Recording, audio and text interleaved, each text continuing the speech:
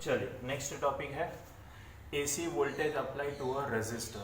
So this is a resistor which is connected with a AC source, and let us assume the voltage is V equal to Vm sin omega t. तो as per Ohm's law I is V by R, तो V होता है Vm sin omega t upon R, तो इस Vm by R को कहेंगे Im, maximum voltage upon resistance is maximum current.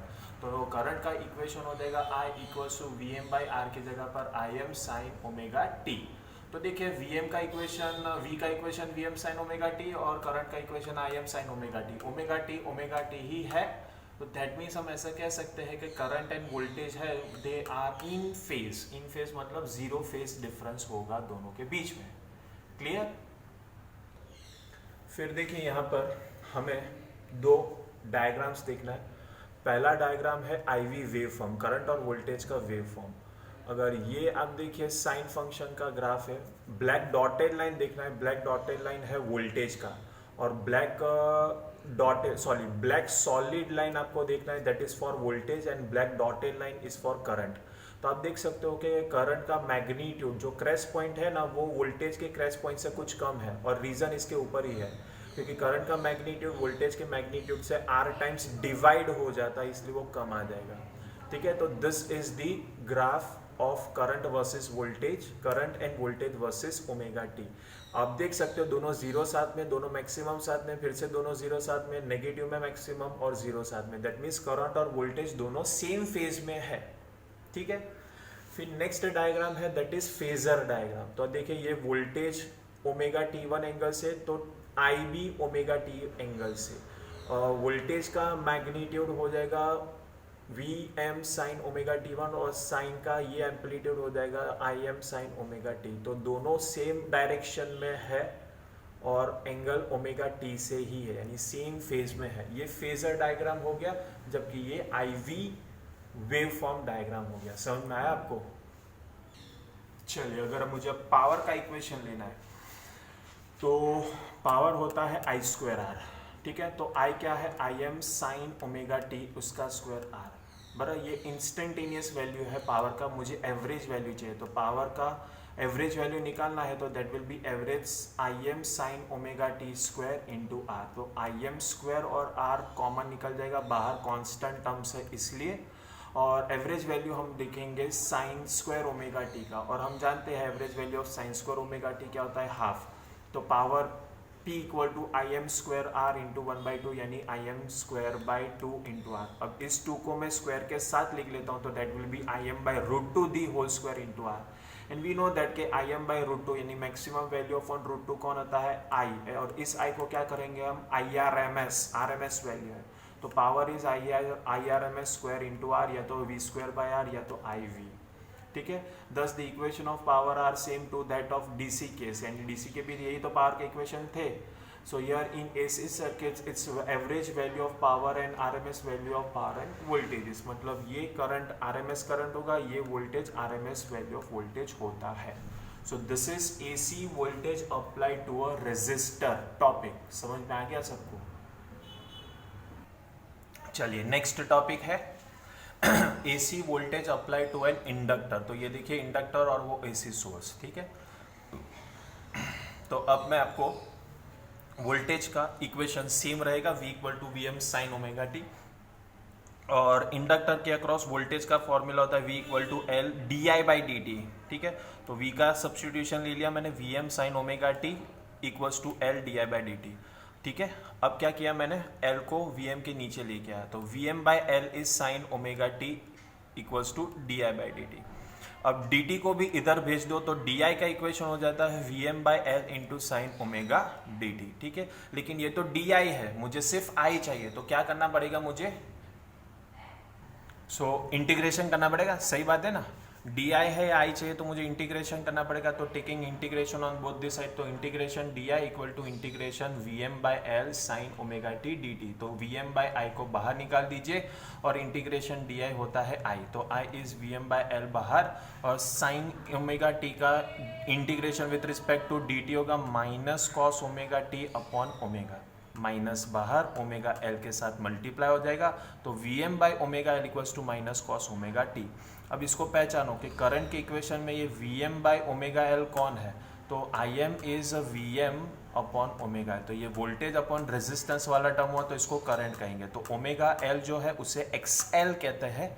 XL मतलब इसको नाम है, इसका नाम है इंडक्टिव रिएक्टेंस, मतलब इंडक्टर के लिए रेजिस्टर का टर्म जो यूज किया जा सकता है that is inductive reactance which is having a unit of Om.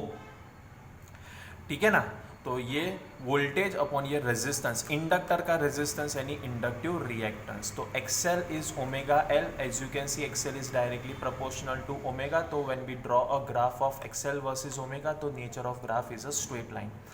Similarly, omega can be written as 2 pi f frequency. So XL is also directly proportional to frequency. So if we plot a graph of XL versus frequency, again the nature of graph is a straight line. But this is for AC part, AC circuit. If we are seeing for a DC circuit, तो DC का तो frequency 0 होता है, तो inductive reactance भी क्या हो जाएगा 0। ठीक है, चलिए तो I इक्वल्स टू I, इसकी जगह पर आई एम और ये माइनस कॉस ओमेगा टी, ये लिखना है तो ये लिखे, और else current can be written as I equal to I M sine omega t minus pi by two, minus pi by two. तो माइनस है ना किस में, करंट में, और माइनस है तो ये रिप्रेजेंट करता है कि इंडक्टर सर्किट में करंट होगा lag by voltage with an angle of pi by two. Current lags voltage by how much, pi by two. Minus sine आया यानी लैग्स आ गया। ठीक है, चलिए अभी पावर देखना है मुझे, इंडक्टर सर्किट में पावर कितना होता है, तो V I, V is V M sine omega T, I is minus I M cos omega t, minus आ गया तो I M V M sine omega T cos omega t. अब इसको मैं मल्टीप्लाई डिवाइड बाई टू कर देता हूँ, तो ये 2 sign omega T cos omega T को तो कहते हैं साइन 2 ओमेगा टी, बराबर। ये तो इंस्टेंटेनियस पावर था। तो एवरेज पावर कितना, तो ये तो वैल्यू है तो उसका एवरेज वैल्यू सेम रहेगा, लेकिन साइन टू ओमेगा टी का एवरेज वैल्यू होता है 0 एंड एनीथिंग इनटू 0 इज 0। तो मतलब इंडक्टर सर्किट में एवरेज पावर जो होगा दैट इज 0। क्लियर। चलिए अभी मुझे इंडक्टर सर्किट के लिए आईवी ग्राफ देखना है। तो देखिए वोल्टेज का ग्राफ सेम रहेगा साइन फंक्शन वाला सॉलिड लाइन, लेकिन करंट का ग्राफ अब कॉस फंक्शन में हो जाएगा, लेकिन माइनस वाला, यानी वो शुरू ही होगा ट्रफ से पहले, ट्रफ फिर 0 फिर क्रेस्ट फिर 0 फिर ट्रफ, इस तरह से। यानी जहाँ पर वोल्टेज 0 होगा वहाँ पर करंट मैक्सिमम होगा, लेकिन नेगेटिव में। जहाँ पर वोल्टेज मैक्सिमम वहाँ पर करंट 0, क्योंकि वोल्टेज साइन से है और करंट माइनस कॉस फंक्शन का है। ठीक है, तो ये आईवी ग्राफ हो गया for inductor circuit. Now let us understand the phasor diagram. तो ये देखिए फिर से मैंने वोल्टेज ले लिया ओमेगा T1 एंगल से और करंट उसके पीछे आ गया, लैग कर रहा है ना, कितने एंगल से, तो देखिए 90 डिग्री से लैगिंग हो रहा है। तो वोल्टेज का इक्वेशन हो गया Vm साइन ओमेगा T1, जबकि करंट का इक्वेशन हो जाता है Im sine omega T minus pi by two. Minus pi by two से करंट पीछे है, लैग कर रहा है। तो हम वोल्टेज से करंट जाएंगे तो क्लॉकवाइज में आएंगे ना, क्लॉकवाइज में एंगल हमेशा नेगेटिव होता है, इसलिए माइनस पाई बाई टू। तो ये हो गया phasor diagram for inductor circuit. Clear. चलिए अब लेते हैं voltage, AC voltage applied to a capacitor. तो देखिए ये कैपेसिटर वो एसी सोर्स से कनेक्टेड है, तो एज यूजुअल वोल्टेज का इक्वेशन हो जाएगा V equal to V M sine omega T, बराबर। V की जगह पर Q बाई सी लिख सकते हैं, C को ऊपर भेज दिए तो Q हो जाएगा C into V M sine omega T. लेकिन ये तो चार्ज है ना, मुझे तो करंट चाहिए, तो करंट होता है derivative of charge with respect to time, तो derivative of C V M sine omega T with respect to D t. C और V को बोलो चल तू बाहर आ जा क्योंकि कॉन्स्टेंट है, तो I is C into V M derivative of sine omega T with respect to D T. और derivative of sine omega T क्या होगा, cos omega T into omega. Omega C और वी एम एक साथ आ जाएगा, तो omega into C into V M is cos omega T. ठीक है, तो फिर से अगर ये करंट का इक्वेशन है तो कॉस के आगे ये पूरा टर्म हो जाएगा क्या, तो that is I M maximum current. तो maximum current is omega C into V M. तो अब ओमेगा सी को मैं ऐसा भी तो लिख सकता हूँ ना, V M upon 1 upon omega C. तो current is voltage upon resistance, तो ये 1 अपॉन ओमेगा सी पूरा रेजिस्टेंस का टर्म होगा जो कैपेसिटेंस के लिए यूज होता है।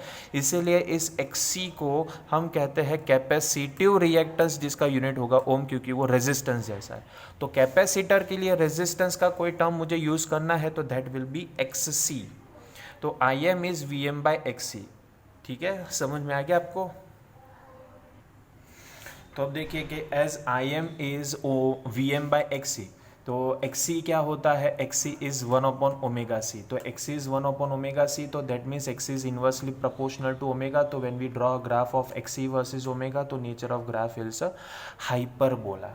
ठीक है, और ओमेगा की जगह पर आप 2 पाई एफ रख दीजिए, तो X C is 1 upon 2 pi F C, तो X C is inversely proportional to frequency, तो again when we plot a graph of xc versus f, तो nature of graph is hyperbola. But ये सब कुछ हम देख रहे हैं एसी सर्किट के लिए। अगर डीसी सर्किट होगा तो फ्रीक्वेंसी जीरो, और फ्रीक्वेंसी जीरो होगा तो anything upon zero is infinity, तो कैपेसिटिव रिएक्टेंस हो जाएगा आपका इनफाइनाइट। ठीक है ना, कैपेसिटिव रिएक्टेंस हो जाएगा इनफाइनाइट। समझ में आ गया आपको? यस और नो? बराबर। चलिए अब देख लीजिए, तो I is omega C V M cos omega T, लेकिन ये तो पूरा आई एम है, तो आपका इक्वेशन बन जाएगा I equal to I M cos omega T, और कॉस ओमेगा टी को मैं I equal to I M sine omega T plus pi by two भी तो लिख सकता हूँ ना, और प्लस पाई बाई टू लिखा, प्लस पाई बाई टू मतलब current leads the voltage by pi by two, plus है तो लीड करेगा वोल्टेज से, कितने एंगल से, पाई बाई टू से, तो current leads voltage by pi by two. Done. फिर अगर मुझे पावर का इक्वेशन देना है तो power is P equal to V into I, तो वी है V M sine omega T, I voltage current है I M cos omega T, I M V M साथ में sine omega T cos omega T, फिर से इसको multiply divide by 2 करो, तो 2 sign omega T cos omega T तो होता है साइन 2 ओमेगा टी।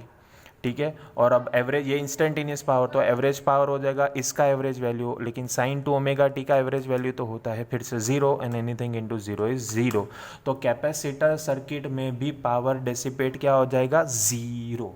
ठीक है, चलिए अभी मैं आईवी ग्राफ देख लेता हूँ फॉर कैपेसिटर सर्किट। फिर से आप देखिए, ब्लैक कलर का सॉलिड लाइन है वो वोल्टेज का ग्राफ है, और ब्लैक कलर का डॉटेड लाइन है वो करंट का ग्राफ है। तो देखिए वोल्टेज से पहले करंट का ग्राफ शुरू हो गया और वो क्रेस्ट आ गया, तो जहाँ पर वोल्टेज जीरो था वहाँ पर करंट मैक्सिमम में था, क्रेस्ट में था, इसलिए हम ऐसा यहाँ पर कंक्लूड कर सकते हैं कि करंट लीड कर रहा है वोल्टेज से by an angle of pi by to.